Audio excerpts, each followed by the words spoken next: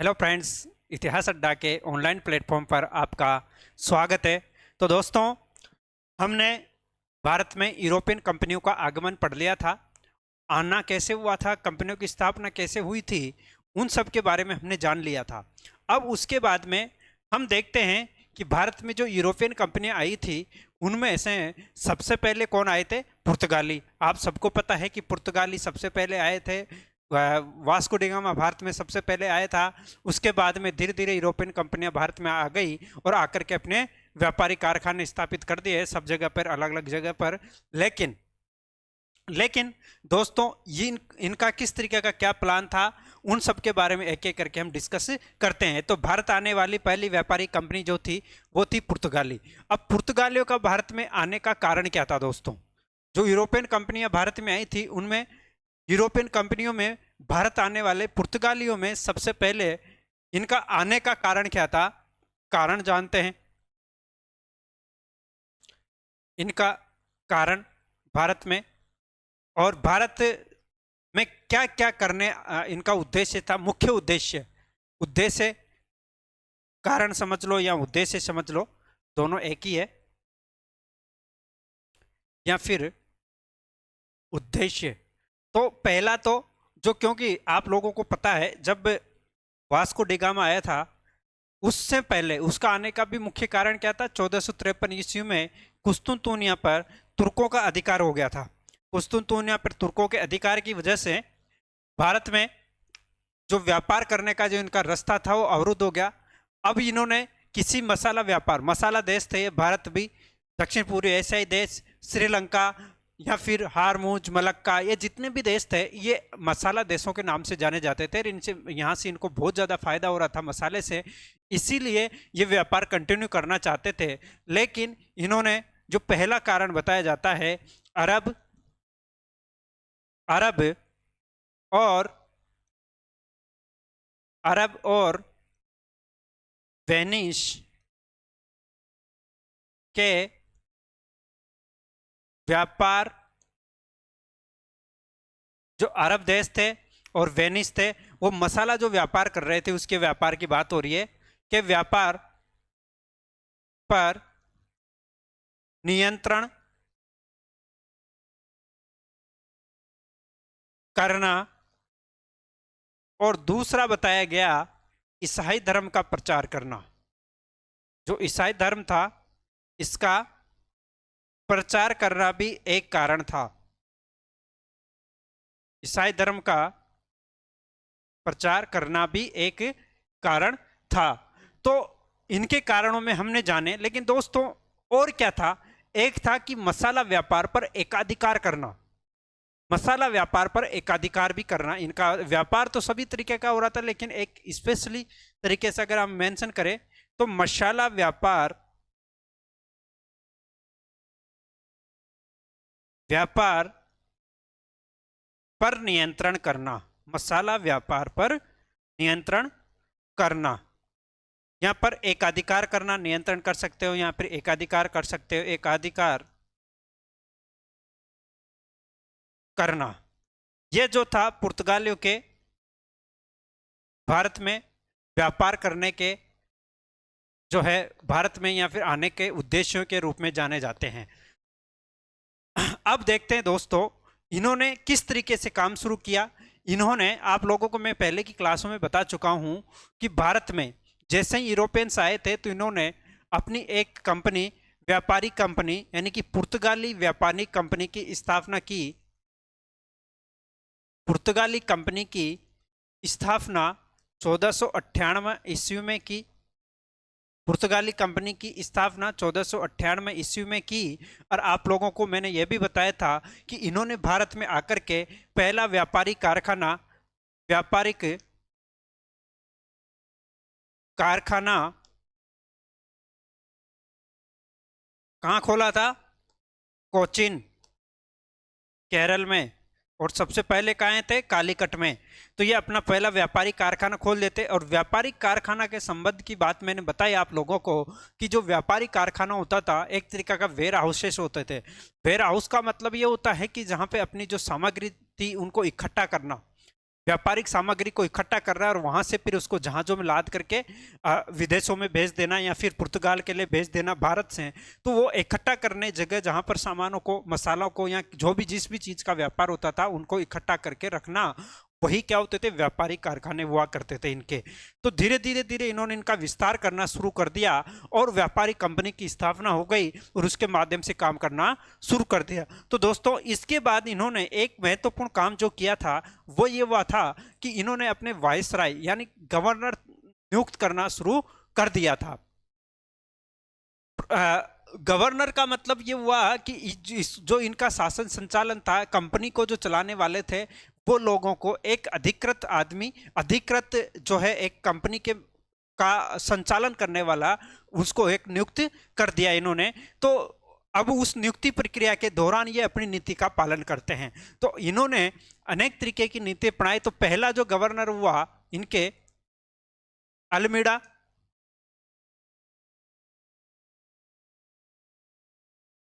इसका पूरा नाम फ्रांसिस्को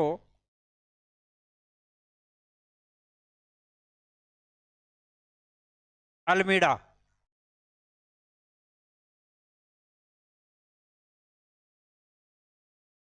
प्रथम पुर्तगाली वायसराय माना गया है। प्रथम पुर्तगाली वायसराय, प्रथम पुर्तगाली वायसराय कौन माना गया, अल्मीडा माना गया। इसका जो समय था दोस्तों वो था 1505 से 1509 ईस्वी।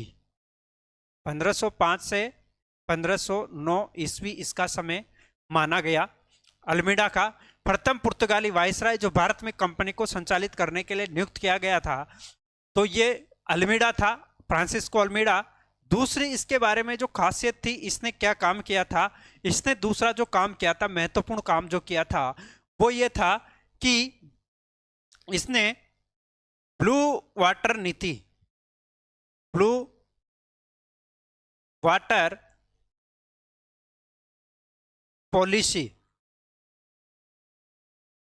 ब्लू वाटर पॉलिसी, इसका क्या मतलब हुआ, नीले पानी की नीति, नीले पानी की नीति। और इसका दूसरा नाम, इसका दूसरा नाम शांत जल की नीति भी कहते हैं इसको।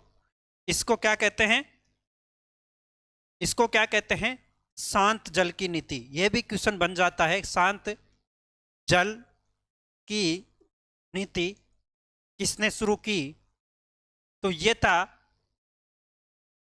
ये कौन था, अल्मीडा, फ्रांसिस्को अल्मीडा जो था।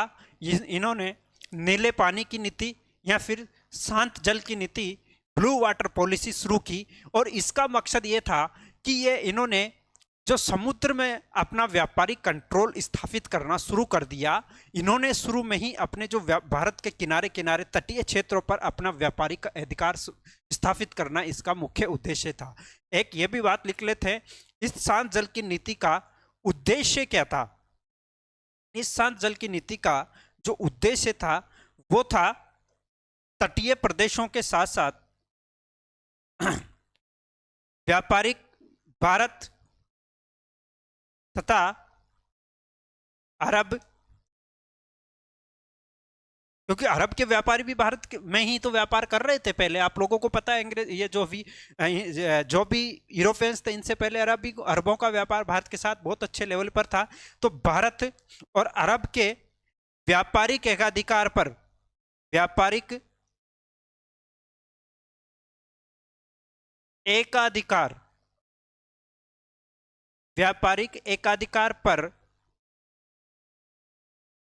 नियंत्रण करना। भारत था अरब के व्यापारिक एकाधिकार पर नियंत्रण करना। और व्यापारिक जो एकाधिकार था इनका, वो मसालों का व्यापार था, मसालों का व्यापार था। और मसालों का जो व्यापार था ये जहाजों के माध्यम से समुद्र से ही होता था। जहाजों के माध्यम से समुद्र से होता था इनका व्यापारिक एकाधिकार। कहाँ से होता था? समुद्र से ही होता था। तो भारत था अरब के व्यापारिक एकाधिकार पर नियंत्रण करना। मसाला जो व्यापार होता था समुद्र से होता था, यानी कि समुद्र पर ही नियंत्रण स्थापित करना। तो इन्होंने सबसे पहले जो काम किया था दोस्तों, वो ये काम किया था, आप लोगों को पहले की क्लासों में मैं बताया हूं कि इन्होंने जो है अपने कारखाने यहीं पर किनारों पर, यानी कि तटस्थ जल की नीति, यानी कि तटीय किनारों पर इन्होंने व्यापारिक कारखाने शुरू कर देता है। तो ये तट जो था भारत का पश्चिमी तट मान के चल सकते हो आप, पश्चिमी तट, यहां पर इन्होंने अपने नियंत्रण करना शुरू कर दिया, क्योंकि जो भी व्यापार आएगा इधर से ही आता था और यहाँ पर व्यापार करता था। तो व्यापारियों ने जो है पुर्तगालियों ने भारत के साथ में अरबों के और भारत का भी जो व्यापार होता था उसको कंट्रोल करने के लिए शांत जल की नीति या ब्लू वाटर पॉलिसी, समुद्र की नीति अपनाई। और वो किसने अपनाई? अल्मीडा के द्वारा अपनाई गई थी। तो इसको कहते हैं शांत जल की नीति। और इसके बाद में इसने टर्की, यानी टर्की कहाँ पड़ता है? अरब देश में, अरबों का मतलब अरब जो देश आते हैं, बहुत सारे अरब देश होते हैं, उनके नाम में एक और नाम आता है टर्की, जिसको हम तुर्की भी कहते हैं कभी कभी। तो तुर्की के साथ में इन्होंने मिलकर के एक युद्ध लड़ा था जिसको कहते हैं चौल का युद्ध। चौल का युद्ध भी कहते हैं और चाउल का युद्ध भी कहते थे। उसमें इन्होंने टर्की को भी पराजित कर दिया था। तो 1509 ईस्वी में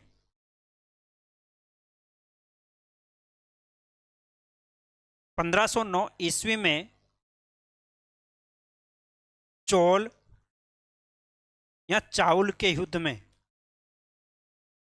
चौल भी कहते हैं या चाउल के युद्ध में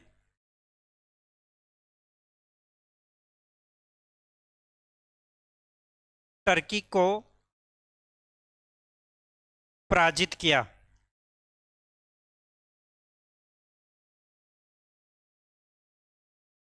इन्होंने, पुर्तगालियों ने। तो इस युद्ध में यह भी ध्यान रखने वाली बात है कि चौल का युद्ध किन किन के बीच में हुआ था। तो टर्की के लोगों के साथ में हुआ था, टर्की जो अरबी लोग थे उनके साथ में हुआ था। इसके बाद में पुर्तगालियों और टर्की के बीच में हुआ था चौल का युद्ध 1509 ईस्वी में। अब देखते हैं दोस्तों, इसके बाद में ये हमने देखा था अल्मीडा। अल्मीडा के बाद में आता है महत्वपूर्ण गवर्नर, महत्वपूर्ण वायसराय, वो था Alfonso de Albuquerque. Alfonso de Albuquerque.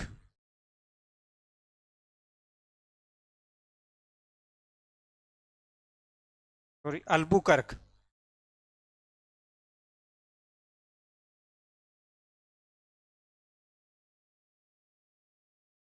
Alfonso de Albuquerque जो था भारत में दूसरा वायसराय था। कौन सा? पुर्तगाली वायसराय। और जो इसका समय माना गया था वो ये था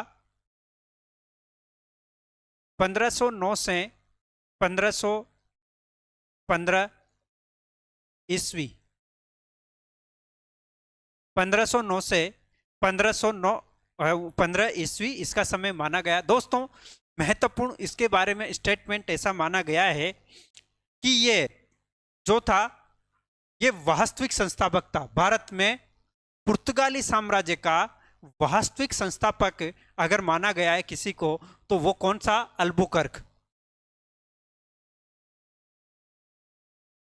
पुर्तगाली साम्राज्य का वास्तविक संस्थापक, पुर्तगाली साम्राज्य का वास्तविक संस्थापक अल्बुकर्क 1509 ईस्वी में, या फिर ऐसे मान के चलिए 1510 ईस्वी में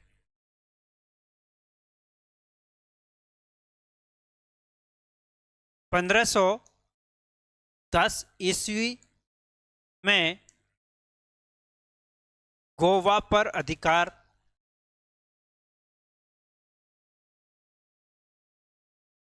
गोवा पर अधिकार कर लिया इसने 1510 ईस्वी में। कहां से, किससे? यूसुफ आदिल शाह से। यूसुफ आदिल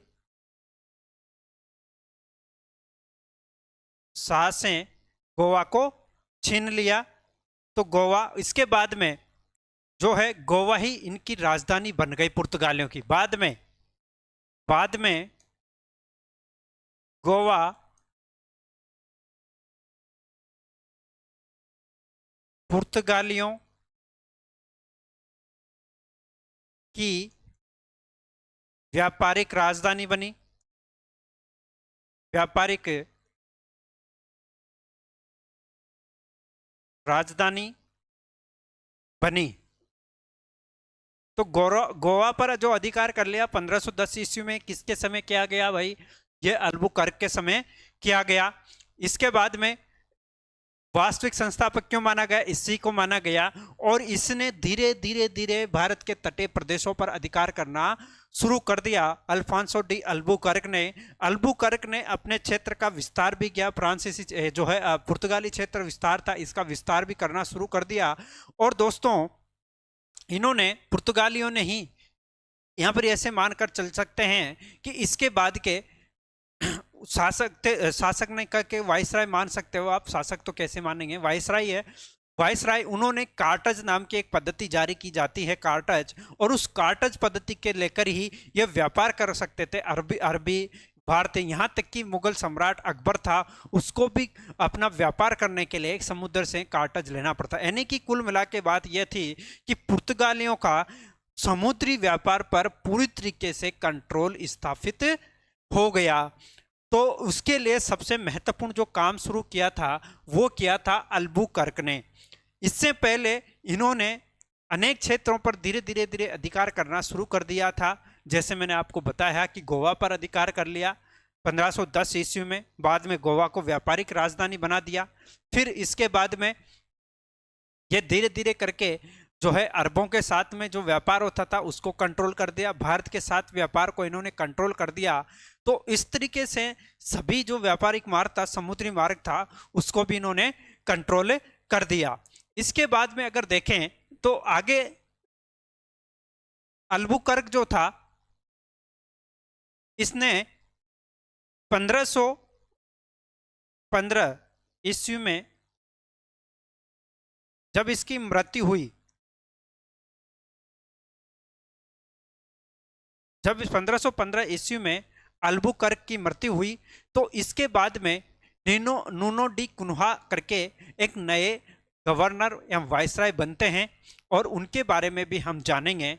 उससे पहले दोस्तों आपको ये पता होना चाहिए कि अब तक जो हमने भारतीय इतिहास में, आधुनिक भारतीय इतिहास में जो पढ़ा है उसका एक टेस्ट होना चाहिए।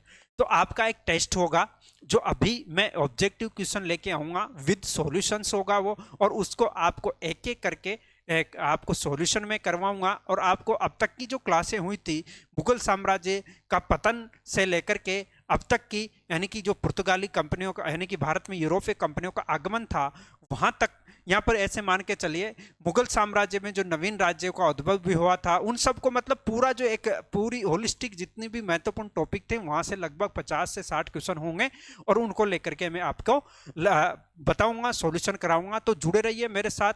और ये क्लास नेट जेआरएफ की जो हिस्ट्री से तैयारी करना चाहते हैं उनके लिए और स्कूल लेक्चरर के लिए भी बहुत महत्वपूर्ण है। साथ ही साथ में ये पीजीटी, किसी भी पीजीटी की ईएमआरएस हो गया, DSSB, KVS, NVS, school lecturer Rajasthan RPSC द्वारा जो आयोजित की जाए, उन सभी एग्जामों के ये सिलेबस को समाहित करते हुए प्रीवियस ईयर के क्वेश्चन पेपर को भी डालते हुए आपके लिए एक सॉल्यूशंस का लिए बहुत ही जबरदस्त क्वेश्चन बैंक लेकर आऊंगा मैं।